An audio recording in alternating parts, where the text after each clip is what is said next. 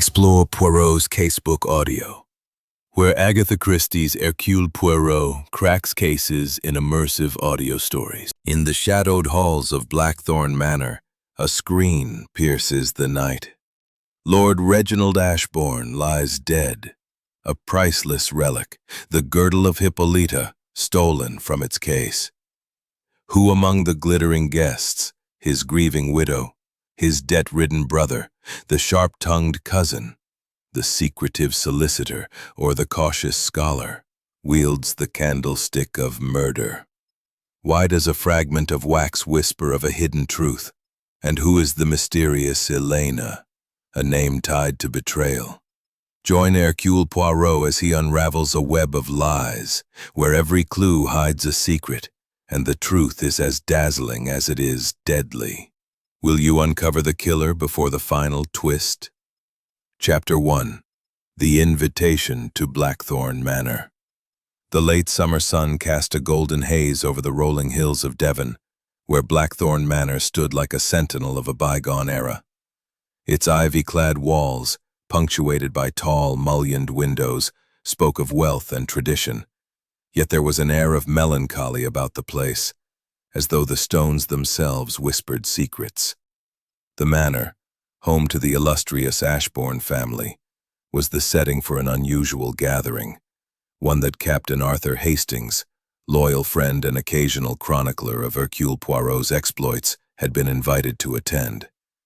Hastings arrived at the manor in the late afternoon, his motorcar crunching along the gravel drive.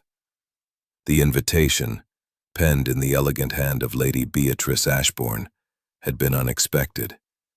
It spoke of a weekend celebration to mark the unveiling of a rare artifact, the girdle of Hippolyta, a bejeweled belt said to have been crafted in antiquity and recently acquired by Lord Reginald Ashbourne, Beatrice's husband. Hastings, ever fond of a country weekend, had accepted with enthusiasm, though the mention of the girdle piqued his curiosity. Why such fuss over an old belt, even one tied to mythological lore? As he stepped from the car, the heavy sapphires glinting in the soft light. Reginald believes it to be a relic of the Amazons, though I suspect it's more Renaissance than ancient. Still, it's caused quite a stir. The room soon filled with the other guests, each introduced with the careful formality of an English country house.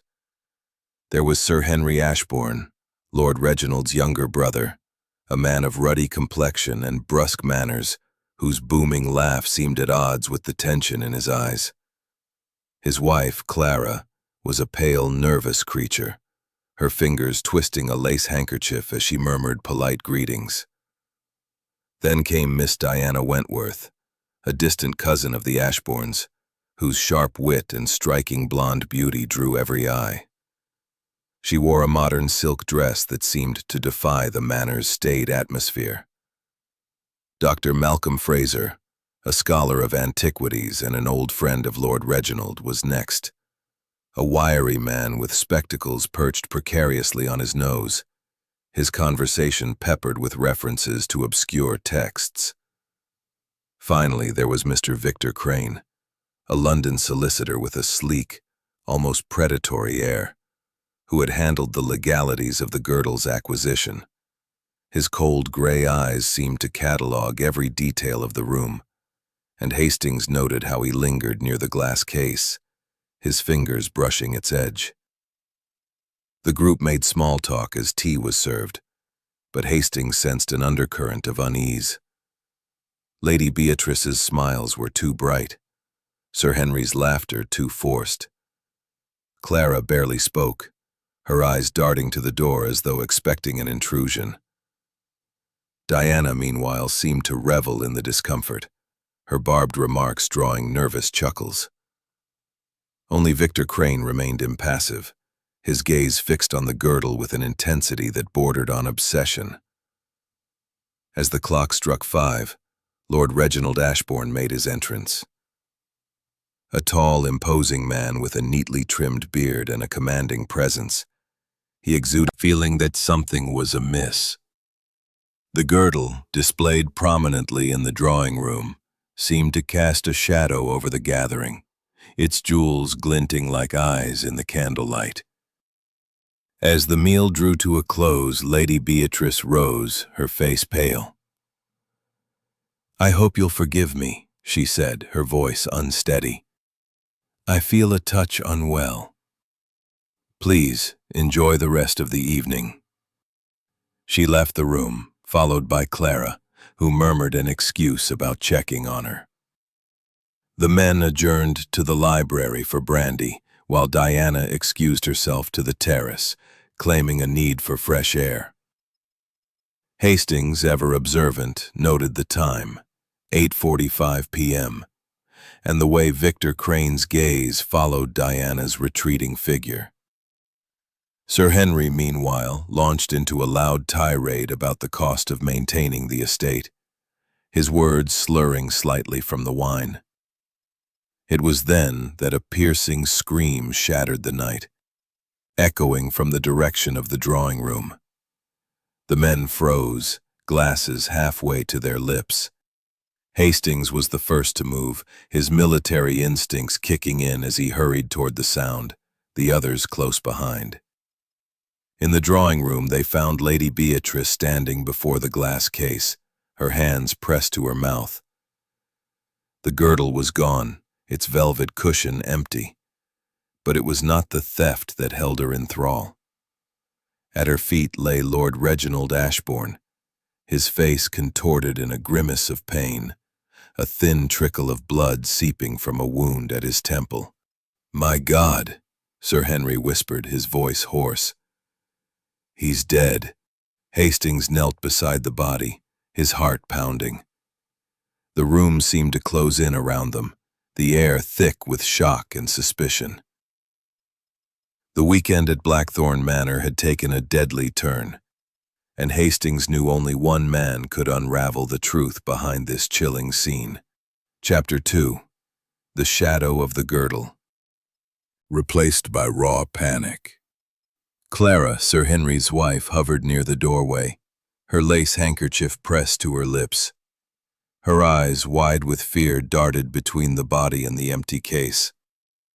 "The girdle," she whispered, almost to herself. "It's gone." "Someone took it," Miss Diana Wentworth, who had returned from the terrace at the sound of the scream, stood apart, her arms crossed and her expression unreadable. The candlelight caught the sharp angles of her face, giving her an almost statuesque quality. "Well," she said, her voice cutting through the tension, "this is a fine mess." Poor Reginald, and his precious belt vanished into the night. Victor Crane, the solicitor, stepped forward, his cold gray eyes scanning the room with clinical precision. "We mustn't jump to conclusions," he said smoothly. "Theft and murder, two crimes, perhaps unconnected, or perhaps not."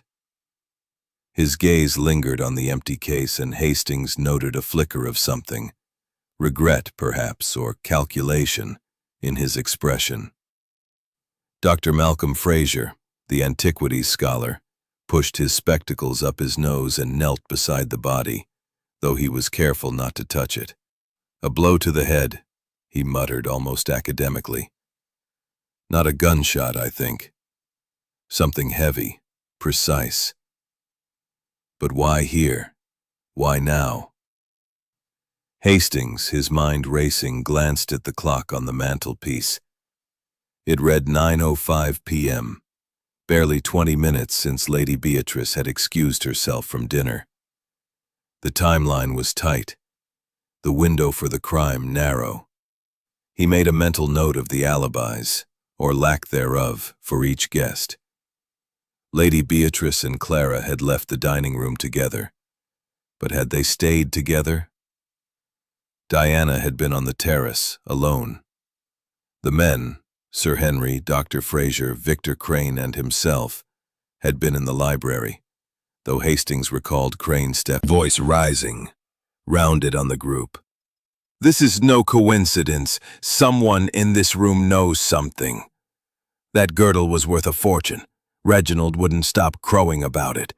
Someone wanted it badly enough to kill. "Oh, do calm down, Henry," Diana said sharply. "Accusing everyone wouldn't bring Reginald back. Or the girdle." Her tone was flippant, but Hastings caught the way her fingers tightened on her arms, betraying a tension she refused to voice. Victor Crane raised a hand, his voice measured. "Let us not speculate wildly. The police will handle this. For now, we should remain calm and cooperative."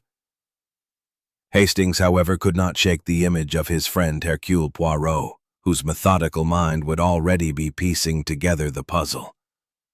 He had telephoned Poirot earlier that day, mentioning the weekend at Blackthorn Manor in passing. Poirot, ever curious about human nature, had expressed mild interest, particularly in the girdle's historical significance. Now Hastings wished fervently for his friend's presence.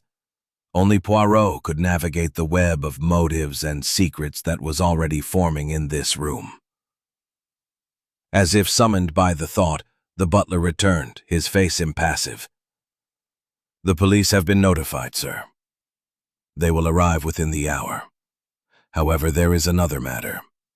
A gentleman has just arrived at the manor, claiming to be expected." Hastings frowned. Expected? At this hour? The butler inclined his head. "A Monsieur Hercule Poirot, sir." A murmur rippled through the group, and Hastings felt a surge of relief. Poirot, with his impeccable timing, had arrived at the precise moment when his genius was most needed. The door opened, and there he stood, small, immaculate, his mustache perfectly waxed, his patent leather shoes gleaming even in the dim light. His green eyes, sharp as ever, swept the room, taking in the body, the empty case. No signs of violence upon the lock, he noted. This was no brute force. The thief, he was clever, or he had access. And the time, when did this occur? Between 8:45 and 9:05, I'd wager, Hastings replied. That's when Lady Beatrice found him. Poirot's eyes gleamed. A narrow window, but sufficient for one who is bold. We shall need alibis, precise times, and above all, the truth behind the lies. For now, let us secure this room. The police, they will blunder. But Poirot, he will see. As the group dispersed, their faces a mixture of fear, suspicion, and relief, Hastings felt the weight of the mystery settle over him. The girdle was gone. Lord Reginald was dead. And Blackthorn Manor had become a stage for a deadly game. Only Poirot, with his unerring logic, could hope to unravel it. Chapter 3. The little gray cells stir. The atmosphere in Blackthorn Manor had grown oppressive, as though the very walls absorbed the shock of Lord Reginald Ashbourne's death. The drawing room, now a crime scene, was sealed off at Hercule Poirot's insistence, with the butler stationed at the door to prevent tampering. The guests had retreated to the library, where a fire crackled feebly against the chill of the September evening. Their faces, illuminated by the flickering light, betrayed a spectrum of emotions. Fear, suspicion, and in some cases, a guarded calculation that did not escape Poirot's keen observation. Captain Hastings stood near the window, watching Poirot with a mixture of admiration and impatience. The little Belgian detective moved with deliberate calm, his small frame almost comical beside the towering bookshelves, yet his presence commanded the room. Poirot had declined a chair, preferring to pace slowly, his hands clasped behind his back, his head tilted as if listening to some inaudible melody. Beatrice's eyes widened, and for a moment, Hastings thought she might falter. But she straightened, her composure returning. Yes, Reginald was so particular about its security. He insisted the case be checked nightly. I went to ensure it was locked. And it was not? Poirot asked, his tone deceptively mild. No, she replied, her voice dropping to a whisper. The case was open, and Reginald, he was there, on the floor. Poirot nodded, his mustache twitching slightly. Merci, madame. Your candor. It is appreciated.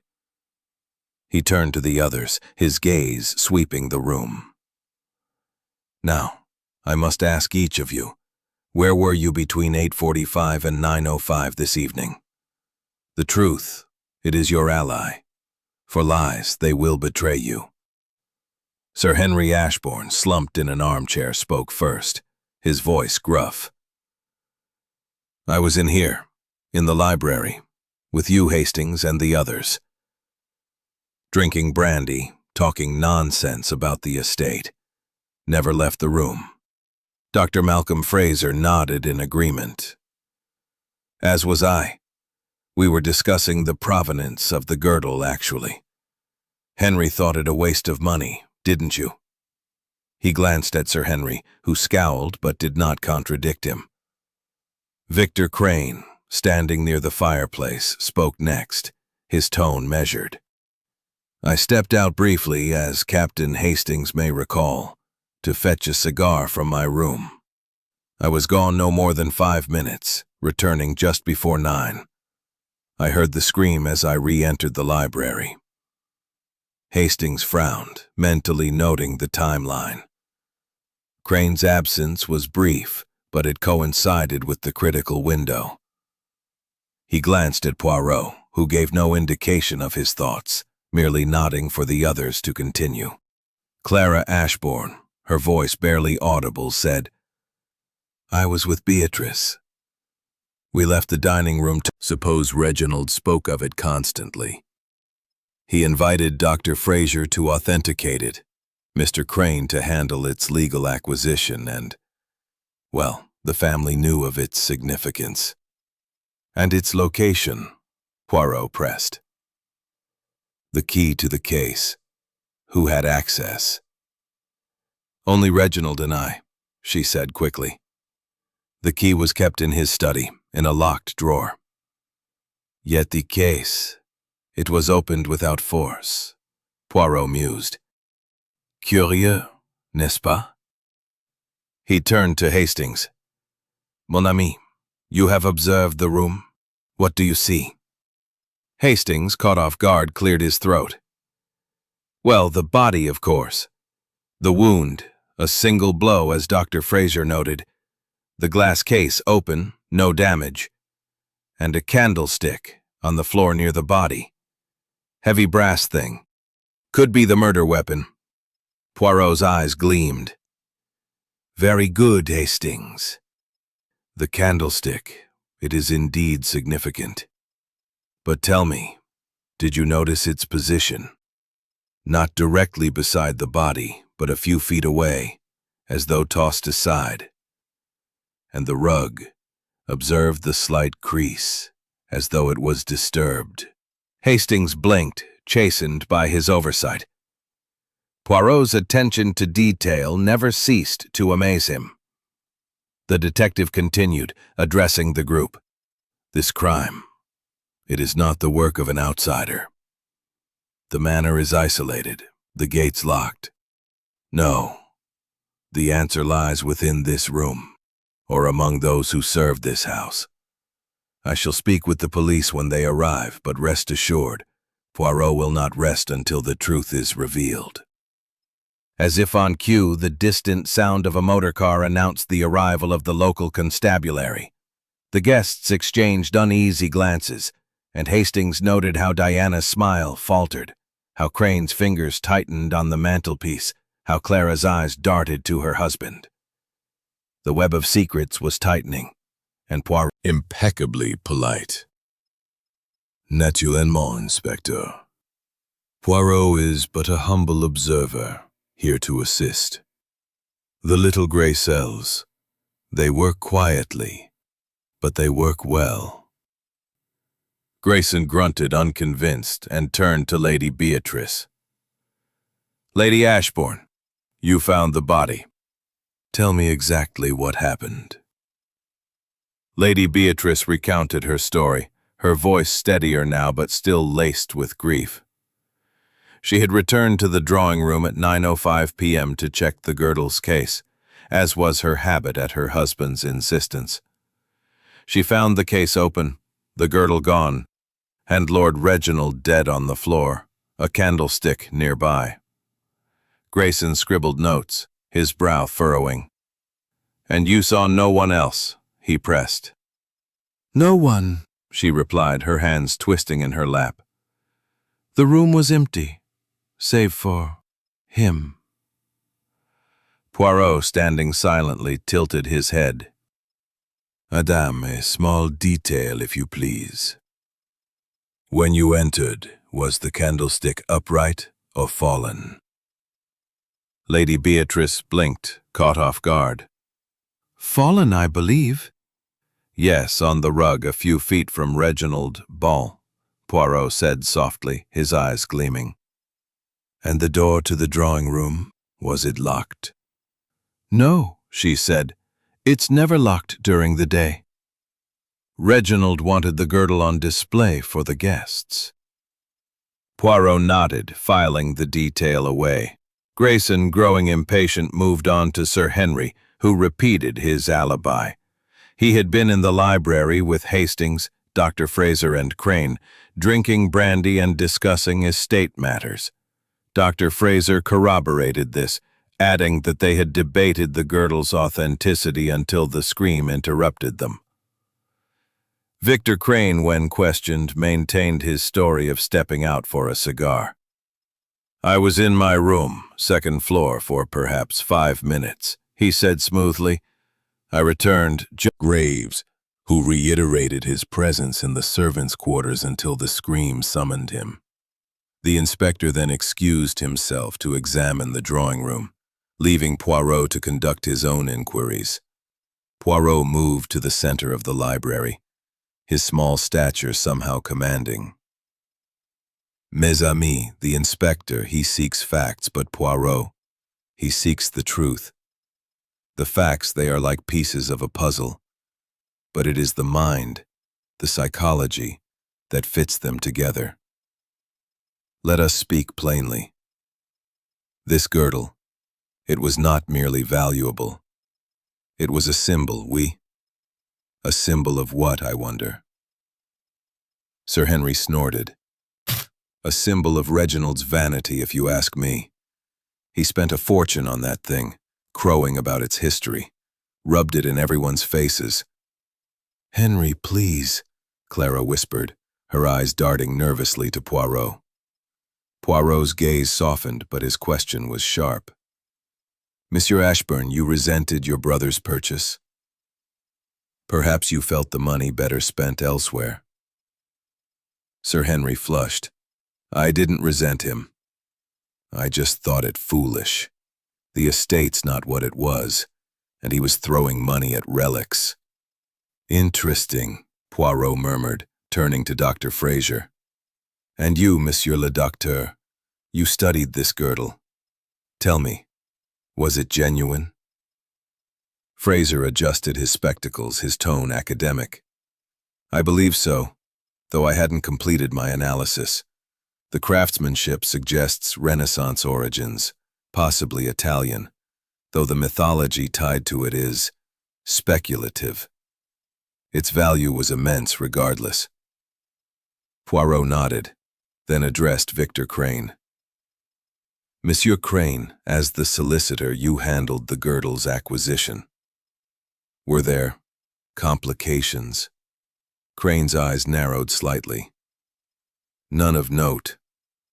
The transaction was straightforward, though costly. Lord Ashburn was determined to have it. And you, mademoiselle, went for examination. Looks like the murder weapon, all right.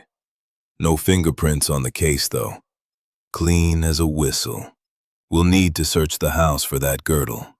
Poirot raised a hand. "A moment, Inspector. The girdle, it may not be far. But first, we must understand the why. A theft, yes, but a murder? That is personal. That is passion. or desperation? Grayson frowned but nodded. We'll start with the servants' quarters and guest rooms. Nobody leaves the manor until we're done. As the inspector left to organize the search, Poirot turned to Hastings, his voice low. The alibis. They are too neat, too convenient. Someone lies, Hastings. And Poirot, he will find the crack in their story. The library seemed to grow colder, the fire's warmth no match for the chill of suspicion. Hastings watched the guests, each avoiding the other's eyes, and knew that Poirot's questions had only begun to unravel the dark truth lurking in Blackthorn Manor. Chapter 5. The Red Herrings. The library at Blackthorn Manor buzzed with unease as Inspector Grayson's men began their search of the house. The guests, confined to the room under the watchful eye of a young constable, shifted uncomfortably in their seats. Hercule Poirot stood by the window, his small frame silhouetted against the darkening sky, his fingers tapping rhythmically on the sill. Captain Hastings, seated near Lady Beatrice, noted the strain in her posture and the way her eyes flickered toward the door, as if expecting another calamity. Inspector Grayson returned, his face flushed with frustration. "Nothing yet," he announced.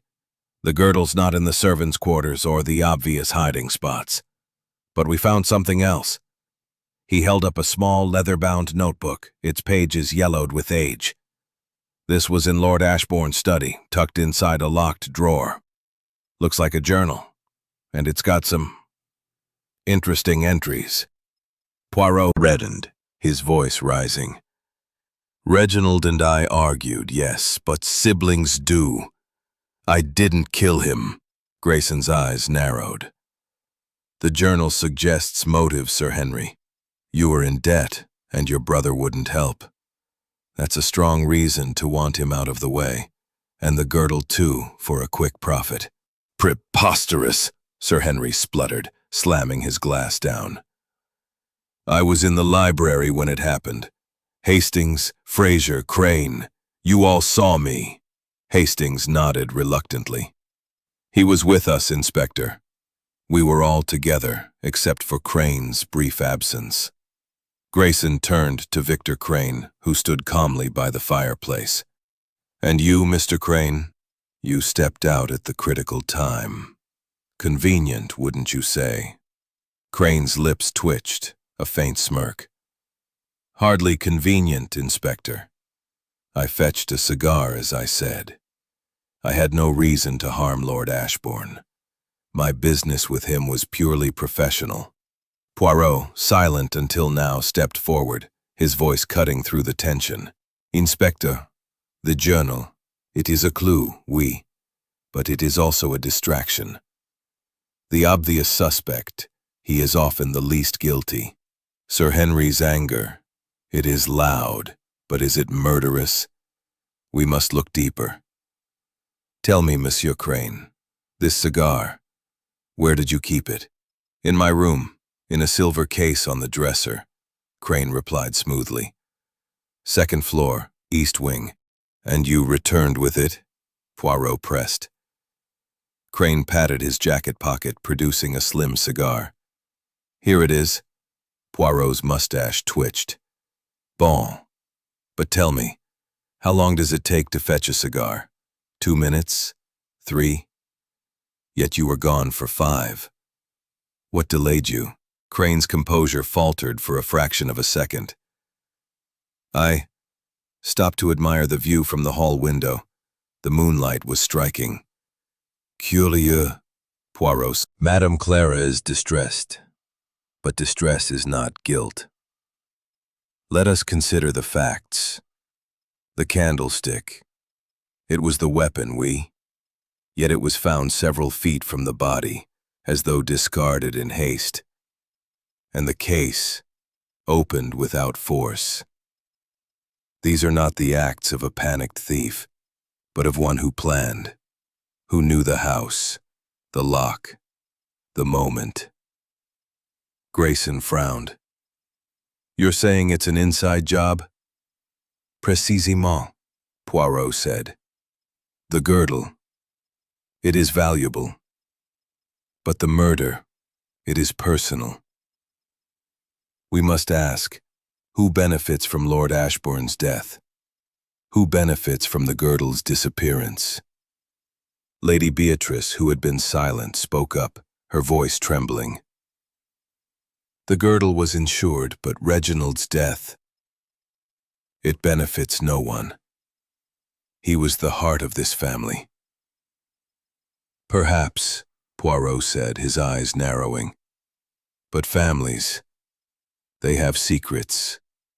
And secrets, they breed motives. As Grayson resumed his questions, Poirot drew Hastings aside, his voice low. Mon ami, the journal. It is a red herring, designed to point to Sir Henry. But the timing, the candlestick, the open case, these tell a different story.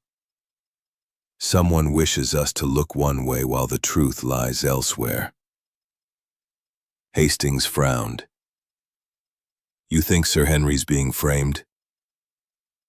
Not framed, perhaps, Poirot replied, but conveniently placed in the light of suspicion. We must watch Monsieur Crane, his cigar, it is too perfect an excuse. And Mademoiselle Wentworth, her solitude, it is too convenient. The little gray cells, they whisper that the truth is in the shadows, not the spotlight. The constable returned, whispering to Grayson, who nodded grimly. We've found something in the garden, he announced. A glove near Hercule Poirot was absent, having requested permission to re-examine the drawing room. Captain Hastings, seated between a silent Clara and a restless Diana Wentworth, felt the weight of suspicion hanging over the table like a fog.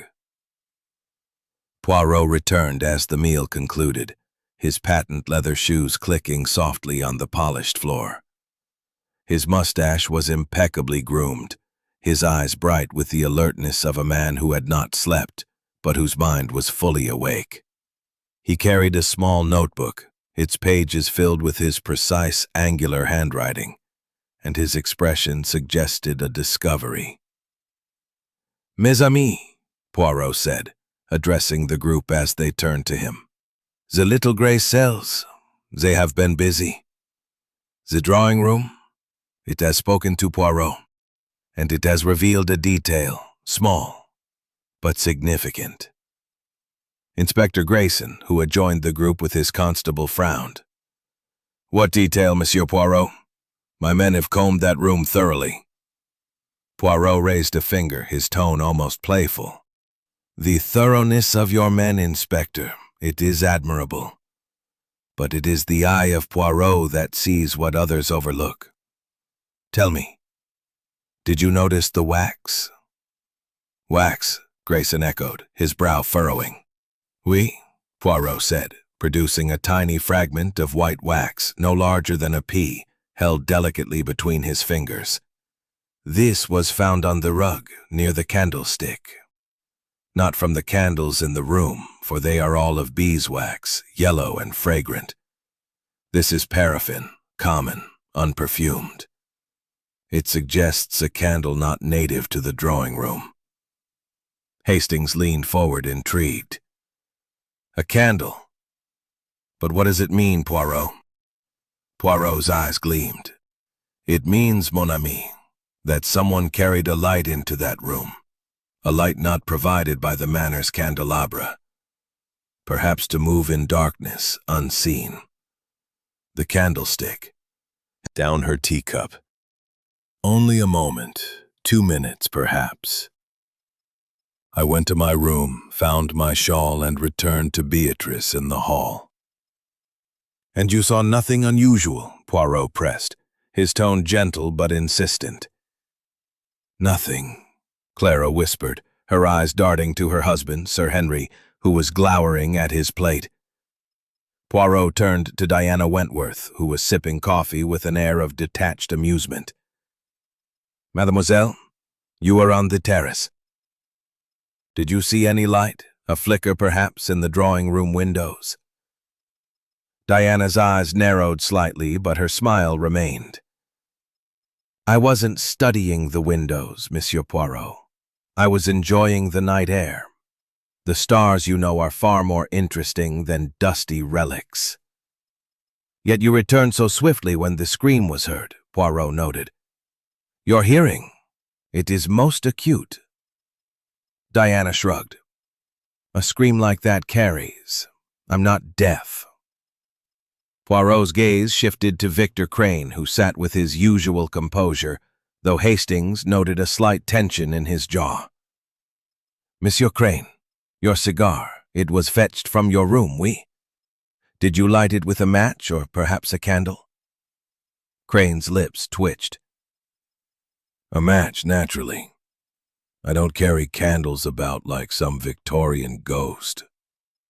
Bon, Poirot said, though his tone suggested he was not entirely convinced. And you, Monsieur le Docteur Fraser, you are a man of detail. Did you notice anything unusual in the drawing-room before the tragedy? Dr. Fraser adjusted his spectacles, his expression thoughtful. Not in the drawing-room, no. But earlier at dinner, I noticed Lord Ashbourne seemed preoccupied. He kept glancing at the clock as if expecting something. Most interesting, Poirot murmured. A man who expects what? A visitor? A revelation? Or perhaps a betrayal? Sir Henry slammed his fist on the table, startling Clara. Voice calm but commanding. Inspector, do not be hasty. The candles, they are convenient. Too convenient. A glove, a candle. These are props in a play designed to mislead. The true killer, he is cleverer than this. Grayson hesitated, then nodded. We'll keep looking. But Miss Wentworth, don't leave the manor.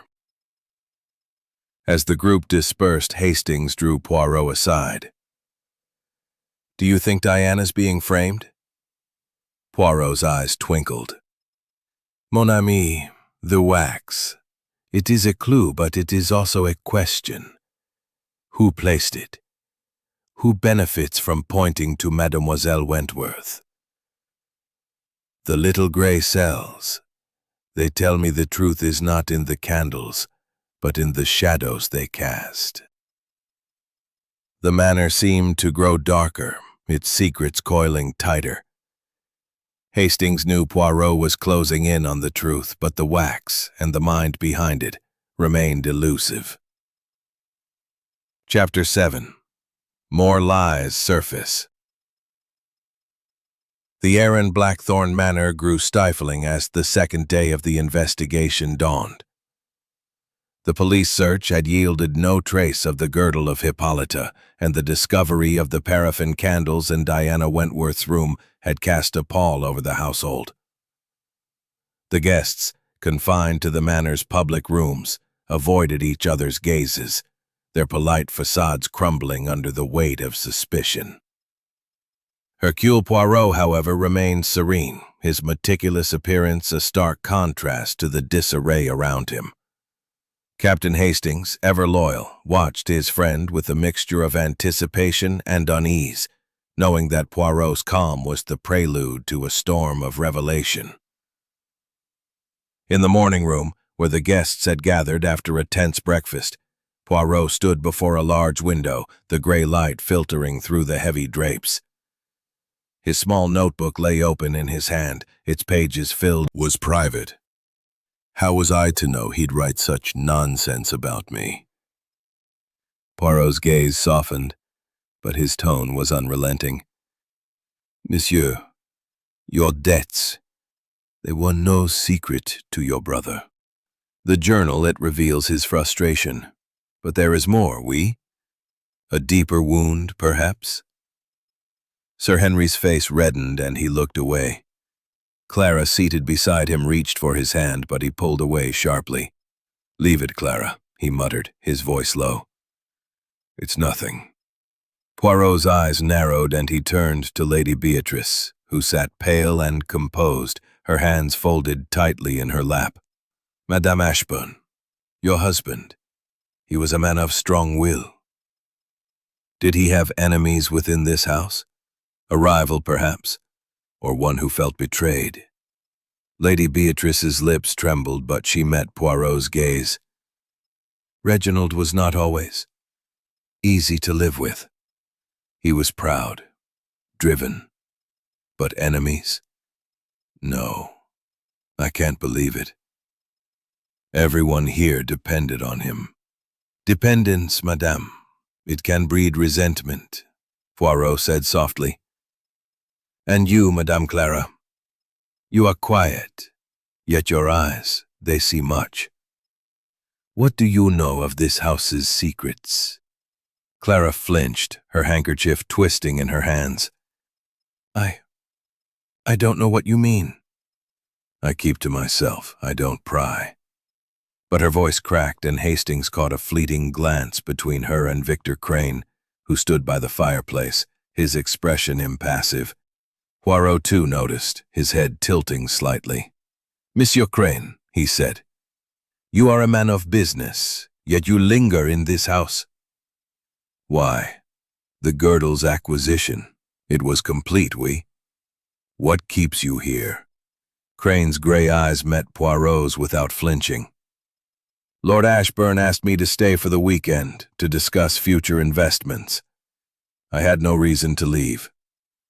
Listening with her usual air of detachment, spoke up, her voice sharp. This is all very dramatic, Monsieur Poirot, but you're missing something. I saw something last night, before the scream. All eyes turned to her, and Hastings felt a jolt of anticipation. Poirot's expression remained calm, but his eyes gleamed. Mademoiselle, you have withheld this until now? Speak, if you please. Diana leaned forward, her blonde hair catching the light. I didn't think it mattered at first, but since you're all so keen on secrets. When I was on the terrace, I saw a light moving in the garden. Not a lantern, but a small flickering light, like a candle. It was near the rose arbor, then it vanished. A candle, Poirot said, his voice low. The paraffin wax, perhaps? I couldn't say, Diana replied, her tone casual, but her eyes sharp. But it was odd. I thought someone might be sneaking about, but then the scream came and I forgot about it. Grayson, who had been listening intently, stepped forward. Why didn't you mention this earlier, Miss Wentworth? This could be critical. Diana shrugged. I didn't want to be accused of making things up, but since you're all so eager to point fingers, I thought I'd share. Poirot's gaze was piercing. Mademoiselle, this light, did you see who carried it? No, she said. It was too dark, and the arbor's thick with roses. But it was definitely there. The room erupted in murmurs, and Hastings saw Clara's face pale further, her hands trembling. Sir Henry glared at Diana, while Crane's expression remained unreadable. Fraser adjusted his spectacles nervously, and Lady Beatrice's eyes darted to the window, as if expecting to see the light herself. Poirot raised a hand for silence. This light, it is another thread in our web. The wax, the glove, the journal, radiating quiet authority, stood before the fireplace, his green eyes scanning the faces before him. Captain Hastings, seated near the trembling Clara Ashbourne, felt the weight of the moment. This was no longer a mere investigation, but a crucible in which truths would be forged or broken. Inspector Grayson, his patience fraying, had returned from the garden with his constable, holding a small tarnished silver cigarette case. Found this near the rose arbor, he announced, his voice gruff. Engraved with the initials VC.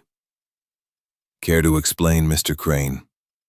Victor Crane, who had maintained an air of cool detachment throughout the ordeal, stiffened. His gray eyes flickered with something. Anger, perhaps, or fear. But he quickly regained his composure. "That's mine," he admitted, his tone measured. "I must have dropped it last night when I stepped out for my cigar. It proves nothing." "Proves you were in the garden," Grayson snapped. "Near where Miss Wentworth saw that light. And with candles found in her room, it's starting to look like a conspiracy." Diana Wentworth laughed, a sharp, brittle sound. "Oh, Inspector, you're reaching. If Victor and I were plotting, we'd hardly be so careless as to leave clues lying about." Poirot raised a hand, his voice cutting through the tension. "Silence, if you please. The cigarette case. It is interesting, but it is not the heart of this matter. No, the heart lies in the human soul, in the passions that drive one to kill. And today, mes amis, someone will break. For the pressure, it becomes too great." He turned to Clara Ashbourne, whose hands were now shredding her lace handkerchief. Her face was pale, her eyes wide with a terror that seemed to deepen with each accusation. "Madame Clara," Poirot said gently, "you are afraid. Not mere Reginald. You don't know what you're meddling with." Victor Crane's face remained impassive, but his fingers tightened on the arm of his chair. "Mrs. Ashbourne," he said, his voice icy, "you've misunderstood. Lord Ashbourne and I had a disagreement over paperwork, nothing more. He was satisfied by the end." "Satisfied?" Clara's voice rose, a rare spark of defiance breaking through her fear.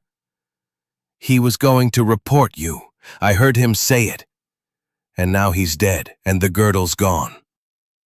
Grayson turned to Crane, his eyes narrowing. "That sounds like a motive, Mr. Crane. Care to explain?" Crane's lips thinned. "There's nothing to explain. Lord Ashbourne was mistaken. The girdle's provenance was legitimate, as Dr. Fraser can attest.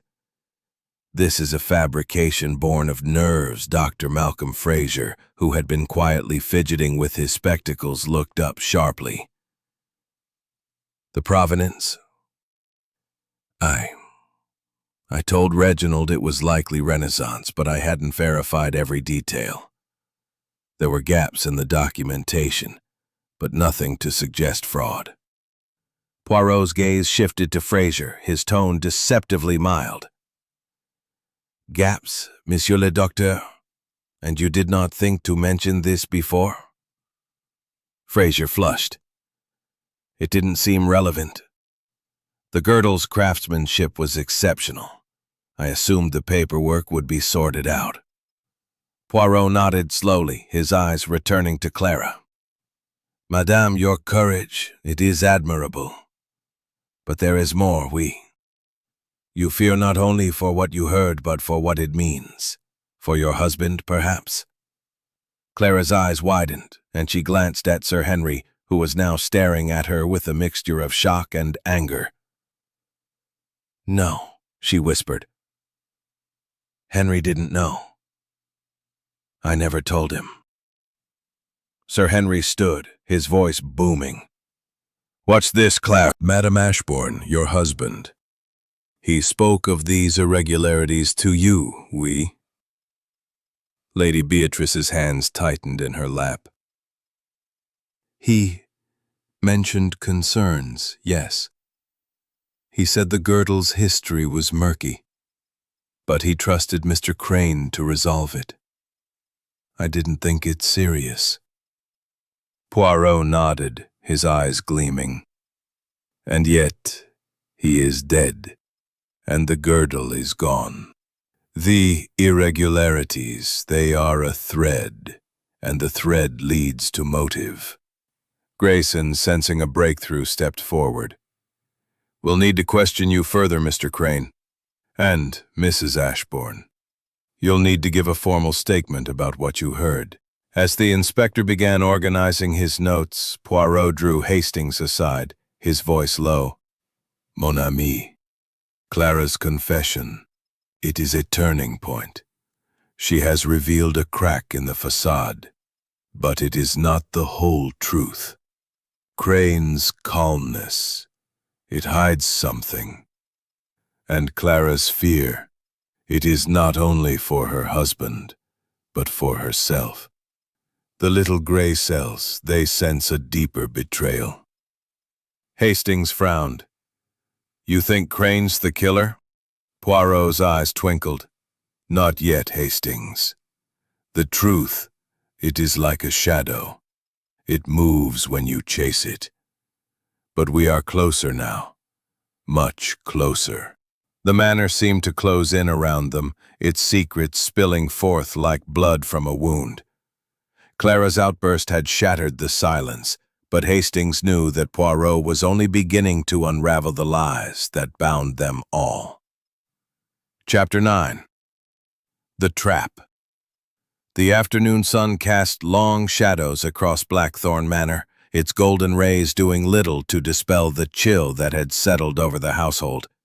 The guests, confined to the morning room under Inspector Grayson's watchful eye, sat in uneasy silence, their nerves frayed by the mounting revelations. Hercule Poirot, however, was a study in calm, his small frame. "But the truth, it is not gone. It is here, in this room, in your words, your glances, your silences. And today, Poirot will uncover it." Lady Beatrice, pale but composed, clutched a shawl around her shoulders. "Monsieur Poirot, must we do this here? It's unbearable." "Madame," Poirot said gently. "The pain, it is great, but the truth, it requires courage. Let us begin with the night of the crime. The timeline, it is precise. At 8:45 p.m., Madame Ashbourne and Madame Clara left the dining room. Mademoiselle Wentworth was on the terrace. Monsieur Crane stepped out for his cigar. Monsieur Henry, Monsieur Fraser, and mon ami Hastings were in the library. At 9:05, the scream, and the body is found. A mere 20 minutes, yet within it, a murder and a theft. Grayson, standing near the door, nodded. "We've established that. But the alibis are shaky, and the evidence, candles, glove, cigarette case, points to multiple people." "Précisément," Poirot said, his eyes gleaming. "The evidence, it is too plentiful, too convenient. The glove in the garden, the candles in Mademoiselle Wentworth's room, the cigarette case of Monsieur Crane. These are threads meant to entangle us. But Poirot, he sees the pattern. Let us test it." He turned to the glass case, its lock still hanging open. The case, it was opened without force. Only two had the key, Lord Ashbourne and Madame Ashbourne. Yet, Madame, you say you did not open it. So, who did? Lady Beatrice shook her head. "I don't know. The key was in Reginald's study, in a locked drawer. I never touched it that night." Poirot nodded, then gestured to the chalk outline of the candlestick. "The weapon. It was discarded, not placed. Why?" Clipped. "I took a detour through the garden. The night was pleasant. I must have dropped it then." "Curieux," Poirot murmured. "A man so precise, so careful, drops a valuable case? And you, Madame Clara, you heard a threat against Lord Ashbourne from Monsieur Crane. Yet you did not speak until pressed. Why?" Clara's hands trembled, her eyes darting to her husband. "I was afraid." "Afraid of what it meant, of what Henry might do if he knew Sir Henry, his face red with anger, stood. "This is madness. You're accusing everyone, Poirot. My brother's dead and you're playing games." Poirot's voice was like steel. "Not games, monsieur. The truth. Let us reconstruct." At 8:45, the dining room empties. Someone enters this room, opens the case, takes the girdle. Lord Ashburn interrupts perhaps and is struck down. The killer flees, leaving wax, a glove, a cigarette case, clues to mislead. But one clue does not fit. He paused, his gaze sweeping the room. The rug. It is creased as though dragged. Why?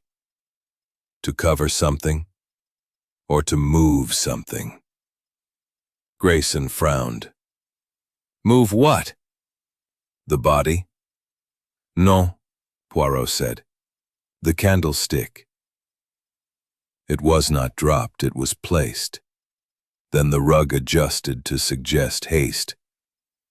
Someone wished us to believe the killer fled in panic. But this killer, they are calm, calculating. The room fell silent, the guests exchanging uneasy glances. Lady Beatrice's hands tightened on her shawl. Clara's eyes filled with tears, and Crane's jaw clenched. Diana's smile faltered, and Dr. Fraser adjusted his spectacles nervously. Poirot stepped forward, his voice low but piercing. Pacing. The guest, Lady Beatrice, Sir Henry, Clara, Diana Wentworth, Victor Crane, and Dr. Malcolm Fraser, sat or stood in a tense semicircle, their faces etched with dread, anticipation, and in some cases, defiance. Captain Hastings, positioned near the empty glass case, felt his heart quicken, knowing that Poirot's methodical mind was about to unravel the tangled web of lies that had ensnared them all. "Mes amis," Poirot began, his voice steady and resonant, "we have reached the moment of truth. Lord Reginald Ashbourne is dead, the girdle of Hippolyta is gone, and this house, it is filled with secrets. But the little gray cells, they have worked tirelessly, and now Poirot will reveal the how, the why, and the who of this crime." Inspector Grayson, arms crossed, gave a curt nod. "Get on with it then. We've got a killer to arrest." Poirot's mustache twitched, a sign of amusement at the inspector's impatience. "Patience, Inspector. The truth, it requires precision. Let us begin with the facts. Lord Ashbourne was struck down in this room between 8:45 and 9:05 p.m. with a candlestick. The girdle was taken, the case opened without force. A fragment of paraffin wax was found, a glove in the garden, a cigarette case near the rose arbor, and candles in Mademoiselle Wentworth's room. All these, they point fingers. But to whom? He turned to the group, his green eyes piercing. First, the timeline. At 8:45, Madame Ashbourne and Madame Clara leave the dining room. Mademoiselle Wentworth is on the terrace. Monsieur Crane steps out for his cigar. Monsieur Henry, Monsieur Fraser, and mon ami Hastings are in the library. A mere 20 minutes, yet within it, a murder and a theft occur. Lady Beatrice, her face pale, interrupted. "We told you. It was a misunderstanding. I had no reason to kill him." Poirot's gaze shifted to Diana. "Mademoiselle Wentworth, your solitude on the terrace, your candles, they cast suspicion. Yet you are too clever to leave such obvious clues. And you, Monsieur le Docteur Fraser, your hesitation over the girdle's provenance suggests knowledge you withheld.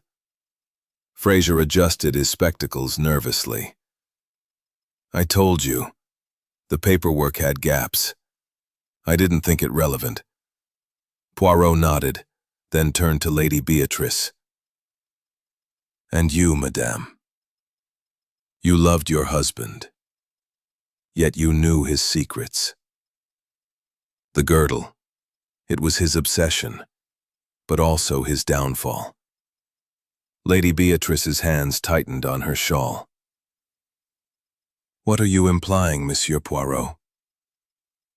Poirot stepped forward, his voice rising. The truth. It is this. The murder and the theft. They are one crime, orchestrated by one mind. The killer entered this room, carrying a paraffin candle to move in darkness. They picked the lock, took the girdle, but were interrupted by Lord Ashbourne. A struggle ensued, and the candlestick was used, not in panic, but in calculation. The rug was moved to suggest haste. The glove and cigarette case planted to mislead. But the wax, it betrayed the killer's method. He paused, his eyes locking onto Victor Crane. Monsieur Crane, you are that killer. The room gasped. Crane's composure cracked, his face paling. That's absurd. You have no proof. Poirot's voice was relentless. The cigarette case, found in the garden, places you there. Your absence. It was not for a cigar, but to hide the girdle. The candles in Mademoiselle's room fell silent, the weight of the truth settling over the guests. Lady Beatrice buried her face in her hands. Clara clung to Sir Henry, and Diana's smile was gone, replaced by a look of grim respect. Fraser stared at the floor, his spectacles fogging slightly. Hastings, stunned, turned to Poirot. How did you know, Poirot? The wax, the lock. It all fits so perfectly. Poirot's eyes twinkled. The little gray cells, mon ami. They see the order in chaos. The wax, it was the key. It did not belong. From there the lies unraveled. As the police prepared to search the rose arbor, the manor seemed to exhale, its secrets laid bare. But Hastings knew Poirot's work was not yet done. There was still the reflection, the final piece of his method to come. Chapter 11. The Reflection. The drawing room of Blackthorn Manor, so recently a stage for Poirot's dramatic revelation, now felt hollow, as though the truth had stripped it of its former menace. The police had departed with Victor Crane in custody, and Inspector Grayson's men had unearthed the girdle of Hippolyta from the rose arbor, exactly as Poirot had predicted, wrapped in oilcloth and buried beneath a shallow layer of earth. The guests, still reeling from the shock, had dispersed to their rooms, leaving only Captain Hastings and Hercule Poirot in the quiet room, the empty glass case a silent testament to the crime. Hastings sat in an armchair, his mind still racing with the precision of Poirot's deductions. The fire had burned low, casting long shadows across the Persian rug, and the air carried a chill despite the September warmth. Poirot stood by the window, his small frame silhouetted against the fading light, his hands clasped behind his back. His mustache was as impeccable as ever, but his green eyes held a contemplative depth, as though he were gazing not at the Devon hills, but at the intricacies. Suspicion, just as the glove and the cigarette case were meant to scatter our focus. Crane. He knew the house, the lock, the habits of its occupants. He planned meticulously. But the wax, it betrayed him. Hastings shook his head in wonder. And Clara's testimony, the name Elena, who is she? Crane's accomplice? Poirot's expression grew somber. That, mon ami, is a thread we may never fully unravel. The police will investigate, but I suspect Elena is a figure from Crane's past, perhaps a partner in his schemes. The girdle's provenance was falsified, a fraud to inflate its value. Lord Ashbourne's discovery of this threatened Crane's reputation, his livelihood. So he acted, not in passion, but in cold calculation. Hastings frowned. It's chilling, Poirot. To kill a man over money, to manipulate everyone so carefully. It's monstrous. Oui, Poirot said softly, his gaze distant. The human heart, it is capable of great good, but also great evil. The girdle, it was a symbol of power, of conquest, but it was also a mirror, reflecting the greed and betrayal within this house. Crane saw only its value, not its curse. He paused, stepping away from the window to face Hastings. This case, it reminds Poirot of a truth. The most dangerous lies are those we tell ourselves. Crane believed he could outwit justice, that his plan was flawless. But the little gray cells, they see through such delusions. Hastings nodded, his admiration for his friend deepening. And what of the others? Lady Beatrice, Clara, Diana, they all had secrets, didn't they? Naturellement, Poirot replied.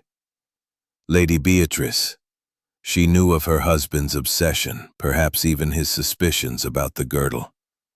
But her love is strong. The girdle, it will be returned to its rightful place, perhaps a museum, where it can no longer inspire greed. And Poirot, he will return to his quiet life, until the next puzzle calls. He paused, his eyes twinkling. But first, a cup of tisane. The little gray cells, they deserve a rest. Hastings chuckled, rising to follow his friend. As they left the drawing room, the manor seemed to sigh, its shadows softening. The truth had been uncovered, the guilty brought to justice. But Poirot's final reflection lingered in Hastings' mind. The most dangerous lies were those we told ourselves. And in Blackthorn Manor, those lies had nearly destroyed them all. Chapter 12. The Aftermath.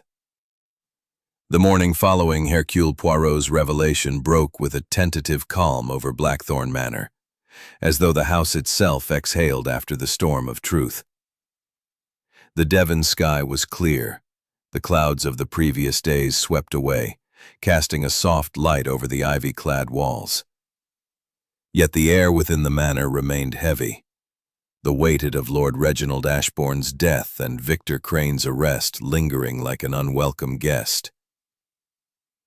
The remaining occupants, Lady Beatrice, Sir Henry, Clara, Diana Wentworth, and Dr. Malcolm Fraser, moved through the morning with subdued voices, their interactions marked by a fragile civility. Captain Hastings stood in the morning room, sipping a cup of tea and watching the others through the tall windows as they gathered on the terrace. Lady Beatrice, dressed in mourning black, stood apart, her gaze fixed on the distant hills. Clara clung to Sir Henry's arm, her face pale, but less fearful than before. Diana, ever defiant, lit a cigarette, her sharp eyes scanning the group as if searching for new intrigue. Dr. Fraser, clutching a notebook, seemed lost in thought, perhaps re-evaluating his role in the escape. But he does not plan for Poirot. Hastings chuckled, then grew serious. What about Clara's mention of Elena? The police haven't found any trace of her. Was she real or just a figment? Poirot's expression grew thoughtful. Elena. She is a shadow. Perhaps a name from Crane's past. A confederate, a lover, a ghost. The police, they will pursue it, but I suspect she is a detail we may never fully grasp. The heart of the crime was Crane's greed, his fear of exposure. The name, it was a clue to his desperation. Nothing more. Outside, Lady Beatrice turned from the terrace, her face composed but etched with grief. She approached Poirot and Hastings, her voice steady but soft. Monsieur Poirot, I owe you a debt I can never repay. You've brought justice to Reginald, though it cannot bring him back. Poirot bowed slightly, his tone gentle. Madame, the justice, it is for the living as much as the dead. Your strength, it will carry this house forward. The girdle, it is safe now, we... Yes, she replied. The police have it, and I've arranged for it to be donated to a museum. Reginald would have wanted it studied, not hoarded. It brought nothing but sorrow here. A wise decision, Poirot said, his eyes warm. The objects of beauty, they must not become chains. As Lady Beatrice returned to the terrace, Hastings glanced at Poirot. What happens now? The manor, the family, they're shattered. Poirot sipped his tisane, his gaze distant. They will mend, mon ami, as all things do. Sir Henry, he will face his debts, but with his brother gone he may find purpose. Madame Clara, her courage has freed her from fear. Mademoiselle Wentworth, she will move on, her wit sharper. Evening. The little gray cells, they have earned their rest. With a final nod to the manor, they stepped into the waiting motor car, leaving behind a house forever changed by the truth they had uncovered. Chapter 13. The Unsettled Heart. The train to London rattled through the Devon countryside, its rhythmic clatter a soothing counterpoint to the turmoil that had consumed Blackthorn Manor. Captain Hastings sat opposite Hercule Poirot in their first-class compartment, the late afternoon sun casting golden streaks across the polished wood. Poirot, as always, was impeccably dressed, his hands folded neatly over a small notebook, his mustache a perfect crescent. Yet his green eyes held a trace of restlessness, as though the resolution of the case had not fully satisfied the little gray cells. Hastings, still processing the events at the manor, broke the silence. Poirot, it's done, isn't it? Crane's in custody, the girdle's recovered, and the family can move on. Yet you seem unsettled. Is there something we missed? Poirot's gaze flickered to the window, where the rolling hills blurred past. Mon ami, the case, it is solved, oui. The murderer, he is caught, the theft explained. Yet the heart of Blackthorn Manor, it remains troubled. The little gray cells, they ponder not the crime, but the ripples it leaves behind. Hastings frowned, leaning forward. Ripples? You mean the family's grief? Lady Beatrice seemed resolute, and Clara's confession gave her some peace. Even Diana seemed shaken in her own way. Précisément, Poirot said, his voice soft. But grief, it is not the only ripple. There is a question, Hastings, that lingers. The name, Elena. Madame Clara heard it, yet it leads nowhere. The police, they find no trace of this woman in Crane's affairs. Solitude. They masked a vulnerability, but not guilt. And Monsieur Fraser, His caution was academic, not criminal. They were threads in the web. But Crane, he was the spider. Hastings nodded, then hesitated. And Lady Beatrice? She seemed so composed, but there was something guarded about her. Did she know more than she let on? Poirot's expression grew thoughtful. Madame Ashbourne, she is a woman of strength, but also of secrets. She knew of her husband's suspicions about the girdle, yet she did not press him. Perhaps she feared the truth, or perhaps she trusted him to resolve it. Her grief, it is genuine, but it is also a shield. Poirot does not suspect her, but he wonders what she chose not to see. The compartment fell silent, the clatter of the train filling the space. Hastings felt a pang of unease, as though the manor's shadows had followed them. Do you think we'll ever know the full story? About Elena? About the girdle's true history? Poirot sighed, a rare sound of resignation. The full story. It is like the horizon, always receding. We have the truth of the crime, and that is enough for justice. But the human heart, it keeps its mysteries. Elena, she may remain a shadow, but the girdle, it will be studied, its secrets perhaps revealed by others. For Poirot, it is enough to know the killer is caught. Hastings leaned back, his mind still turning. You're right, of course, but it's strange, isn't it? We solved the case, yet it feels unfinished. Poirot's eyes twinkled, a spark of his usual mischief returning. Life, mon ami, it is never finished. Each case, it is a chapter, not the book. We move on, but the heart, it carries the story forward. Now, let us speak of lighter things, manner. And Hastings sank gratefully into an armchair, accepting a glass of brandy from Poirot's attentive housekeeper. Poirot, however, did not sit. He stood by the fireplace, his small frame radiating a quiet energy, his fingers tracing the edge of a silver letter opener on the mantel. Mon ami, he said, his voice thoughtful. The case of Blackthorn Manor. It is closed. Yet it leaves behind a certain disquiet.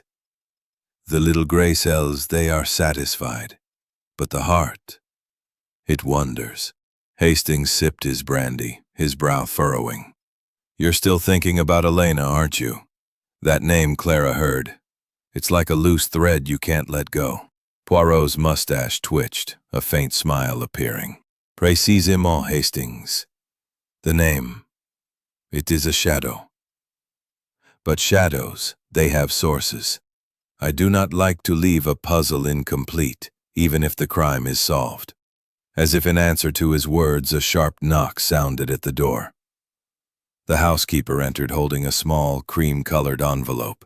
A letter, Monsieur Poirot, she said, handing it to him. Delivered just now. Marked urgent. Poirot's eyes gleamed as he took the envelope, noting the elegant handwriting and the postmark from Devon. He opened it with care, extracting a single sheet of paper. His expression grew grave as he read, and he handed the letter to Hastings without a word. Hastings scanned the contents, his heart quickening. The letter was from Lady Beatrice Ashbourne, written in a steady but hurried hand. Dear Monsieur Poirot, I write to you in confidence, as the weight of recent events compels me to share what I could not before. You have brought justice to my husband's memory, and for that I am eternally grateful. But there is one matter I withheld, not out of deceit, but out of fear. The name Elena, I know it. She was a woman arrested. She seeks closure. This letter, it confirms what the little gray cells suspected. Crane's fraud was not solitary. This Elena Moreau, she was his accomplice. Perhaps his manipulator. Hastings set the letter down, his brandy forgotten. What do we do with this? Crane's in custody. The girdle's recovered. Do we pursue this Elena? Poirot paced slowly, his hands clasped behind his back. The crime, it is solved. Crane killed Lord Ashbourne to silence his suspicions, to protect his scheme. Elena Moreau. She is a shadow beyond our reach, for now. The police, they have the girdle, the evidence. To pursue her would bring more pain to Madame Ashbourne. And for what? The justice. It is served. But it's not complete, Hastings pressed. You said yourself, you don't like loose threads. Poirot stopped, his gaze distant. No, it is not complete. But life, it is not a novel, Hastings. Sometimes the threads, they remain loose. Madame Ashbourne asks for peace, and Poirot, he respects the heart's plea. I shall keep this letter, and perhaps one day Elena Moreau will cross our path. But for now, we let Blackthorn Manor rest. Hastings nodded, though a part of him yearned for the full truth. You're right, I suppose.